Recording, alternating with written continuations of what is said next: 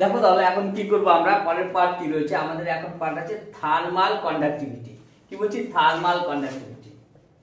Thermal conductivity, conductivity বা এটাকে কি বলতে পারি, একটা rate of flow of heat.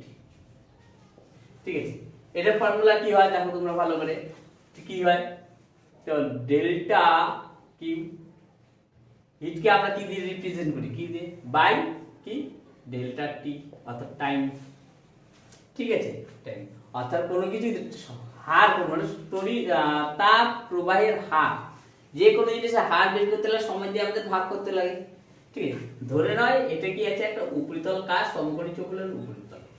ঠিক আছে, সমকোণী চৌবল বা আয়ত ঘনকের উপরিতল, ধরে নিলাম আয়ত ঘনক এটা একটা। ঠিক আছে, এখানে টেম্পারেচার কত আছে টি, এখানে টেম্পারেচার কত টি প্লাস ডেল্টা টি, টি প্লাস ডেল্টা টি। তাহলে এখানে তাপ প্রবাহ কোন দিক দিয়ে হবে, তাহলে আমরা জানি যে তাপ কি উষ্ণতর স্থান থেকে শীতলতর স্থানে প্রবাহিত হয়। ঠিক আছে, অর্থাৎ আমাদের বাঁ দিক থেকে ডান দিকে প্রবাহিত হবে। আর লেন্থ কি আছে, এর লেন্থ কতটা আছে, দৈর্ঘ্য ধরে নিলাম x, লেন্থ কতটা আছে x। ঠিক আছে, তাহলে দেখো এই যে তাপ প্রবাহের হার কি কি বিষয়ের উপর নির্ভর করে, তাপ প্রবাহের হার, আমার কথা হলো তাপ প্রবাহের হার কি কি বিষয়ের উপর নির্ভর করবে। একটা তো উষ্ণতার পরিবর্তন, আমরা কি এই ডেল্টা কিউ বাই ডেল্টা টি, আর এখানে মনে রাখবে ছোট হাতের টি বলতে এখানে আমাদের টাইম, আর বড় হাতের টি বলতে আমাদের কি টেম্পারেচার ধরবো, উষ্ণতা ধরবো আমরা। ঠিক আছে, কারণ টি এখানে দুটো আসতেছে।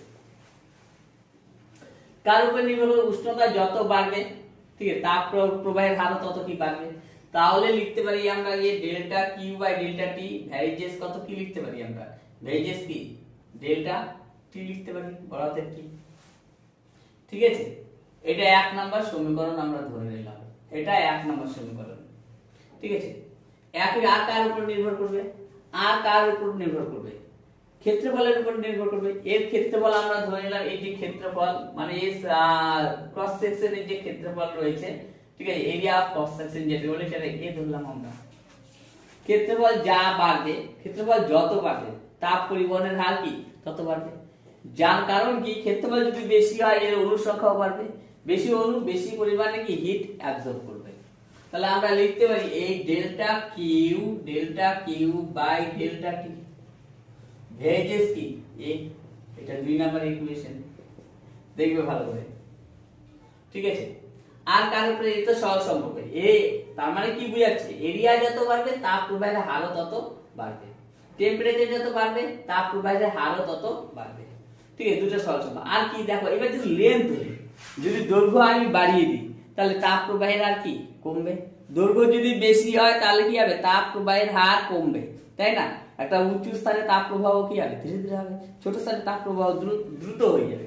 তাহলে আমরা এটা লিখতে পারি ডেল্টা কিউ বাই ডেল্টা টি। ঠিক আছে, এটা ব্যস্ত সম্পর্ক 1 বাই তাহলে x লিখতে পারি, এটা 3 নাম্বার সমীকরণ।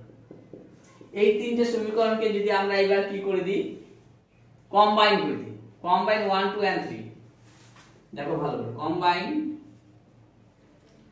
1 2 and 3, তিনটে যদি কম্বাইন করে দিই কি আসে দেখো, এদিকে কি থাকে আমাদের ডেল্টা কিউ বাই ডেল্টা টি, এটা ছোট আর টি খেয়াল রাখবে কিন্তু।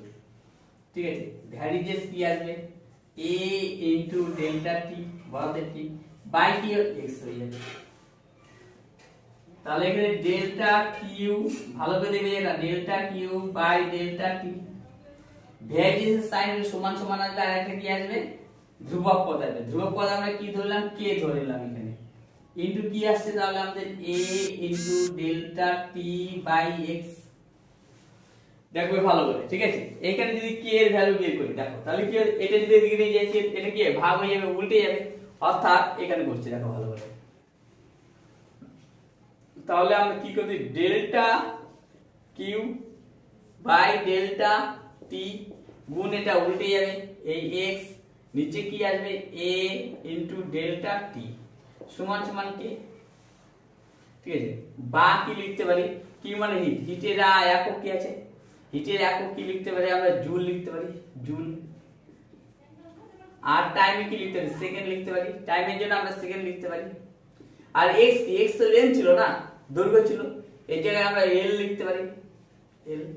বাই এ তো কি ক্ষেত্রফল, ক্ষেত্রফল কি বাউ স্কয়ার, লেন্থ তার স্কয়ার, তাহলে লেন্থের জায়গায় আমরা মিটার লিখি, একক লিখি, একক বের করছি তো, লেন্থের একক কি, দৈর্ঘ্যের একক এসে একক মিটার, আর এটা মিটার তার স্কয়ার, এরিয়া কি হবে মিটার তার স্কয়ার। আর ইনটু ডেল্টা টি এর ট্যাগ লিখি, উষ্ণতার একক কি লিখতে পারি আমরা, উষ্ণতা কেলভিন লিখতে পারি, ইকুয়াল টু কে, এটা কেলভিন কিন্তু। আর এ দেখো ভালো করে, তাহলে এটা কি হতে পারে, এটা আমাদের এখানে জুল, ঠিক আছে। এর পাওয়ার কিছু না, এক তো, এটা যদি উপরে নিয়ে যায় এই পাওয়ারটা কি হবে, চেঞ্জ হয়ে যাবে, মাইনাস হয়ে যাবে, প্লাসটা মাইনাস, সেকেন্ড ইনভার্স দেখো, জুল সেকেন্ড ইনভার্স হলো। মিটার কে মিটার স্কয়ার কে মিটার দিয়ে কাটলে এটা মিটার, এই মিটার উপরে গেলে কি হয়ে যাবে, মিটার ইনভার্স হয়ে যাবে, আর কেলভিন ইনভার্স হয়ে গেল, সমান সমান কে। তার মানে তাপ পরিবাহিতাঙ্কের এসআই একক কি হয়ে গেল, জুল প্রতি সেকেন্ড প্রতি মিটার প্রতি কেলভিন হয়ে গেল। বা এটাকে কি লিখতে পারি, জুল প্রতি সেকেন্ড কে আমরা কি লিখতে পারি, ওয়াট লিখতে পারি, ওয়াট কি প্রতি মিটার প্রতি কেলভিন ইকুয়াল টু কে। কে কি, কে এখানে আমাদের থার্মাল কোএফিসিয়েন্স, কে এখানে কি তাপ পরিবাহিতা বা থার্মাল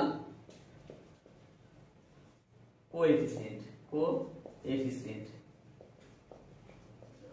আর কে এর ভ্যালু কার উপর নির্ভর করছে, কে এর ভ্যালু পদার্থের প্রকৃতির উপর নির্ভর, কে এর ভ্যালু কার উপর নির্ভর, পদার্থের প্রকৃতি, পদার্থের অর্থাৎ nature of material, nature of ম্যাটেরিয়ালের উপর নির্ভর করছে, ম্যাটেরিয়ালের উপর নির্ভর করছে, ঠিক আছে।